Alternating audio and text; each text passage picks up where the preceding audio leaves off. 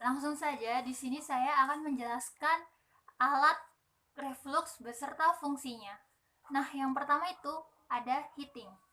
Heating ini berfungsi untuk memanaskan labu alas bulat. Nah, yang kedua itu ada labu alas bulat. Labu alas bulat ini berfungsi untuk tempat meletakkan zat atau sampel. Nah, yang ketiga itu ada kondenser. Kondenser ini sebagai pendingin uap larutan. Dan yang keempat, selang masuk. Selang masuk ini berfungsi penghubung air masuk dari sirkulator ke kondensor. Nah, yang kelima ada selang keluar. Nah, selang keluar ini berfungsi sebagai penghubung air keluar dari kondenser ke ember. Nah, yang keenam itu ada statif.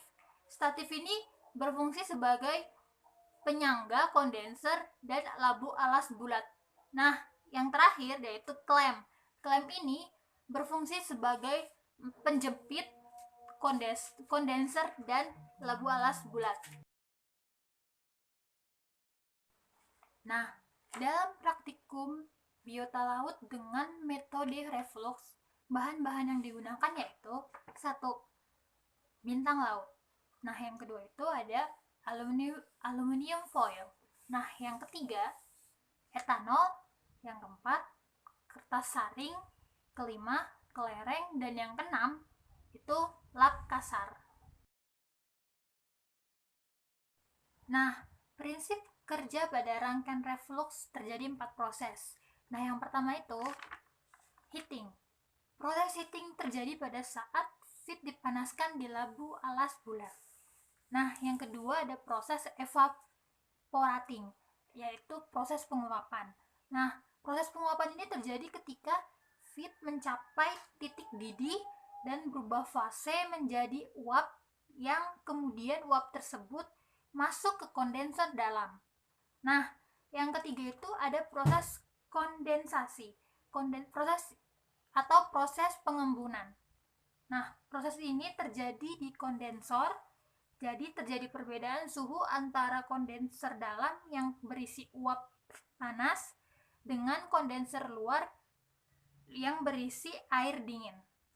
Nah, hal ini menyebabkan penurunan suhu dan perubahan fase pada steam tersebut untuk menjadi liquid kembali. Nah, yang keempat itu ada proses cooling. Nah, proses cooling ini terjadi di dalam ember. Di dalam ember kita masukkan batu es dan air, sehingga kita menghidupkan pompa. Air dingin akan mengalir dari bawah kondenser, bukan dari atas, agar tidak ada turbulensi udara yang menghalangi dan agar air terisi penuh. Prosedur kerja dalam praktikum biota laut dengan menggunakan metode reflux yaitu yang satu, siapkan alat dan bahan yang digunakan. Kedua, haluskan sampel bintang laut. Nah, yang ketiga, ditimbang sampel sebanyak 30 gram dengan menggunakan raca mekanik. Keempat, diukur etanol sebanyak 250 ml dengan gelas ukur. Terus selanjutnya dimasukkan sampel ke dalam labu alas bulat sebanyak 30 gram. Selanjutnya dimasukkan kelereng sebanyak 2 butir ke dalam labu alas bulat. Terus selanjutnya ditambahkan cairan penyari etanol sebanyak 250 ml ke dalam labu alas bulat. Nah, selanjutnya diletakkan di atas hot plate dan alat reflux dirangkaikan. Nah, selanjutnya dilakukan proses penyaringan dengan metode reflux kurang lebih selama 3 jam. Lalu, sampel disaring menggunakan kain saring dan ditampung dalam mangkok. Lalu, dimasukkan ke dalam lemari asam dan diuapkan. Selanjutnya, ekstrak yang diperoleh ditimbang dan dimasukkan ke dalam botol vial. Lalu dilakukan identifikasi senyawa dengan menggunakan metode kromatografi lapis tipis dengan menggunakan eluen polar dan non-polar dengan penampak noda oleh sinar UV serta reaksi H2SO4. Nah, dalam hasil analisis data bisa kita lihat di tabel pengamatan. Di tabel pengamatan itu ada metode ekstraksi reflux, berat sampel itu 30 gram dan volume pelarut 250 mili. Pada praktikum ini, kita akan mengekstraksi sampel berupa bintang laut dengan menggunakan metode ekstraksi reflux dengan tujuan untuk mengambil atau memperoleh senyawa kimia dalam sampel bintang laut dengan cara metode ekstraksi reflux. Dalam mengekstraksi sampel dengan menggunakan metode reflux terdiri atas 3 tahap. Tahap awal yaitu disiapkan alat dan bahan yang akan digunakan. Untuk alat, dibersihkan dengan menggunakan alkohol 70% agar terhindar dari bakteri atau zat pengotor lain yang akan mempengaruhi hasil akhir pada ekstraksi.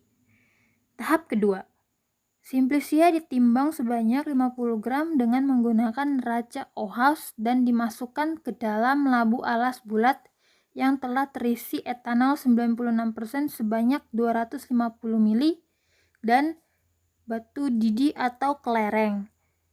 Tujuan penggunaan batu didi atau kelereng ini menurut Dehandriana untuk mempercepat proses pendidihan dengan menahan tekanan atau menekan gelembung panas serta meratakan panas.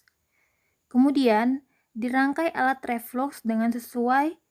Usahakan jalur air masuk dan keluar pada bagian reflux dalam keadaan normal, yaitu di mana aliran air keluar berbanding lurus dengan aliran masuk pada alat reflux agar proses reflux berjalan dengan baik.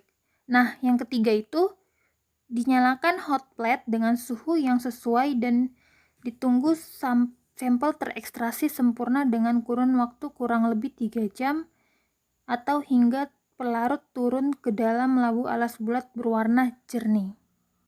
Setelah itu, maserat yang bercampur dengan sampel disaring dengan penyaring yang sesuai dengan tujuan untuk memisahkan maserat dan sampel yang tidak hancur selama proses ekstraksi. Kemudian, dimasukkan ke dalam wadah atau mangkuk kaca bening dan ditutupi dengan aluminium foil yang telah dilubangi dengan tujuan mempercepat proses penguapan dan dievaporasi dengan penggunaan cara manual, yaitu dimasukkan pada lemari asam kurang lebih 24 jam. Tujuan evaporasi ini untuk mendapatkan ekstra kental.